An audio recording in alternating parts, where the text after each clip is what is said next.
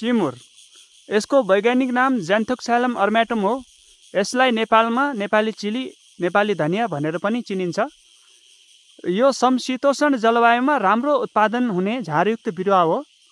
यसको खेतीको लागि 800 मिटरदेखि 2100 मिटर उपयुक्त हुन्छ, तर राम्रो उत्पादनको लागि 1200 मिटरदेखि 2000 मिटरसम्म यसले एकदम राम्रो उत्पादन दिने गर्छ।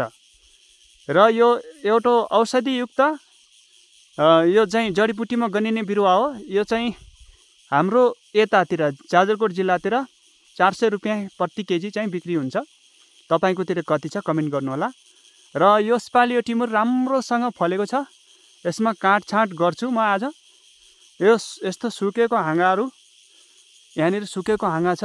यो सुकेको हाँगालाई यस्तै आरीले यसलाई कटिङ गरेर फाल्नुपर्छ।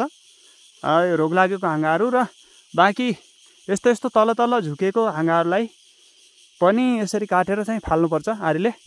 बाँकी अब अर्को कार्यक्रम भनेको यस्तो काँडाहरूलाई आँसीले खुर्किनुपर्छ, किनभने पछि टिमुर टिप्नको लागि एकदम सजिलो हुन्छ। यस्तो काँडाहरूलाई यसरी आँसीले खुर्केर यस्तो गराएर अनि पछि यो टिप्न एकदम सजिलो हुन्छ। यसले कुनै पिर मान्दैन, कुनै केही पनि हुँदैन यस्तो गर्दा। यो बिरुवालाई यसरी मुनाहरूलाई काटेर काँडाहरूलाई खुर्काएर निकालिसके पश्चात भुइँका यो सबलाई जम्मा गरेर त्यहाँनिर फालेर चाहिँ टिमुरको बुट्टादेखि धेरै टाढा त्यहाँनिर फालेर पछि सुकेपछि आगो लगाउँदा राम्रो हुन्छ। नत्र भने टिमुरको काँडाहरू धेरै विषालु हुन्छ बिज्यो भने। आजको यस भिडियोमा यति नै। धन्यवाद। फेरि अर्को भिडियोमा भेट गरौँला।